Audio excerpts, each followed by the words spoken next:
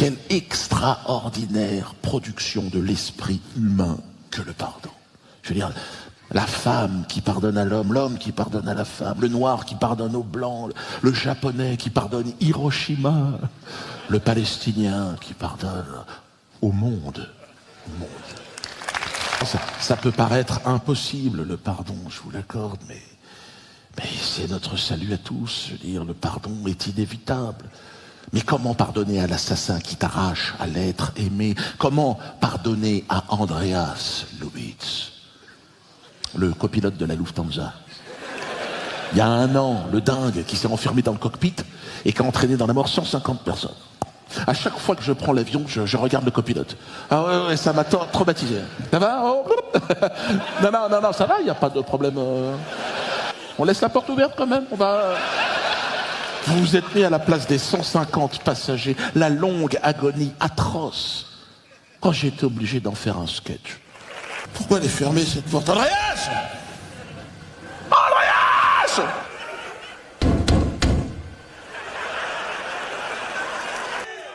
Il a un truc à faire dans le sketch. Un seul truc.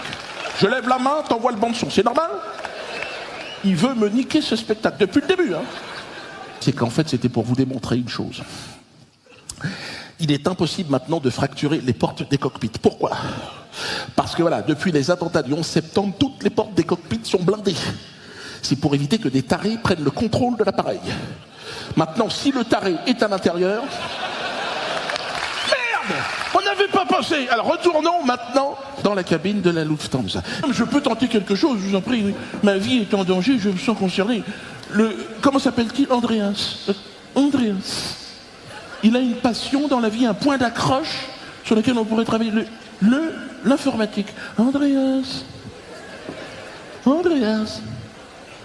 Je m'appelle Jean-Marc Van der Luch. Je suis psychothérapeute. En termes plus contemporains, je serais un genre de webmaster de l'esprit. J'essaie de me tromper. Andreas, il semblerait qu'un bug soit intervenu dans votre programme, hein, sur votre site. Hein. Vous devenez peu à peu un senior site. Je fais ce que je peux. Je fais ce que je peux. Bon, on me presse, Andreas. Il faut réinitialiser votre mental. Hein. Revenir à la configuration initiale, celle du petit Andreas qui tête sa mère. Hein. Faites reset, pensez reset, contrôle, pomme, arrobase, hein. Échappe. Qui me réveille? Firmin, on est arrivé. Vous dites que l'avion va s'écraser, hein? C'est-à-dire, même les premières classes sont concernées par cette affaire-là. Ah bon? Les copilotes? Il s'est enfermé, hein? Mais dites-lui que l'ambassadeur du Cameroun est dans l'appareil. On ne fait pas n'importe quoi. Allez me chercher la chef de cabine. Responsable, c'est que ruban rouge. Elle a sombré dans le coma. Ah bon? Si je veux le café là, qui va donner? Non? Il y a un protocole, il y a une procédure. C'est qui? Vous criez? Vous dites, c'est la panique. Ah bon, hein? Mais pourquoi les gens paniquent? Quelles sont les revendications, les copines? Il a demandé. Ah, il n'a pas. Oh là là. Firmin, vous allez glisser un billet de 5 000 sous la porte. Vous dites, c'est pour la bière. C'est moi, les docteurs sont bas. Je vais même donner ça, hein? Ah bon, vous avez essayé l'argent, hein? Il ne prend pas? Il ne prend pas? En tout cas, ça n'est pas un Camerounais là-dedans. Hein? Il allait racler la moquette avec, hein? S'il vous plaît, vous êtes dans l'espace première classe, on ne crie pas. Et... Firmin, c'était quoi? La lumière a clignoté, hein? Vous dites, nous avons touché la montagne. Et qu'est-ce que cette montagne faisait même dans le ciel? Firmin, vous comptez vous absenter? Hein? N'est-ce pas, nous sommes dans un avion, on ne peut pas quitter, il faut attendre. Trouvez-moi un domestique. C'était pour le café. Que j'aille me faire enculer. Oh là là. Non, je refuse. Je sens de l'incompréhension. Je préfère me rendormir. Rien ni personne ne semble pouvoir détourner de sa route le kamikaze. Retournons, je vous prie, dans la cabine de la Lufthansa. Je vais tenter pour vous ce soir l'impossible, l'acte humoristique ultime, me télétransporter dans le cockpit dans lequel se trouve Andreas Lubitz, le dingue. Salut Andreas. Je peux m'asseoir? Voilà, ça descend, dis donc. Toujours impressionnant le tableau de bord d'un Airbus avec tous les boutons là. Oh pardon, faudrait pas qu'on remonte. Je suis rentré par la porte, alors la porte du spectacle, la porte de l'imaginaire, Andreas.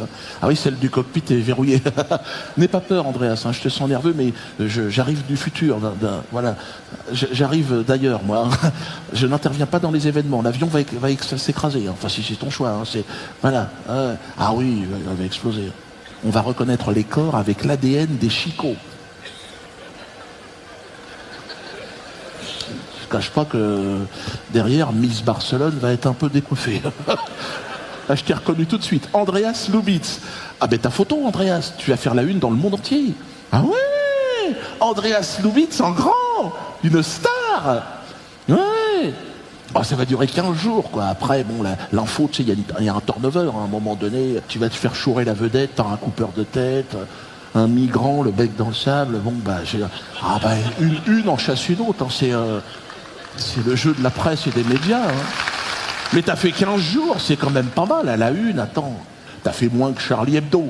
Hein, mais bon, là, c'est pas les mêmes productions non plus, tu dois quand même reconnaître.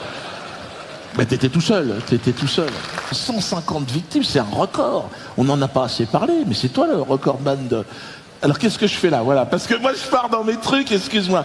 Alors, j'ai décidé, Andreas, d'intégrer ce face-à-face que nous avons tous les deux à la fin de mon spectacle. Ah, tu les entends pas, mais moi j'ai un public, voilà, et qui est là pour rire, tu vois, c'est tout. Ça n'a rien à voir avec toi en fait, Andreas. Je dirais même que c'est l'inverse. Toi, le public est derrière, il hurle, il veut sortir. Non, là, ils rigolent, ils ont payé pour rire, ils ont payé. Mon public, toi aussi, c'est vrai.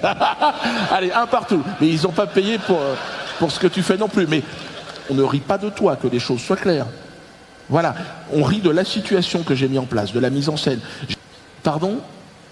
Si je suis le diable? Je pense pas, hein.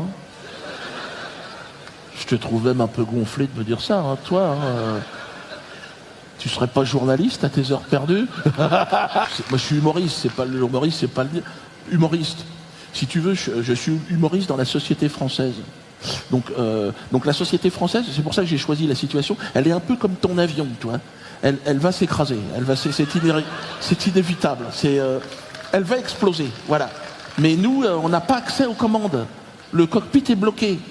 Et on leur dit, tirez. Non. On est parti. Alors nous on dit non. Et moi, en cabine, je fais rire les autres, quoi. Voilà. Hein?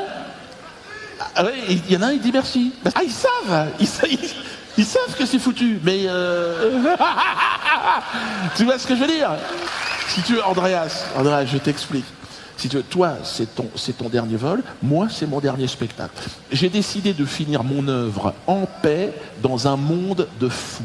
Et tu illustres parfaitement cette folie du monde.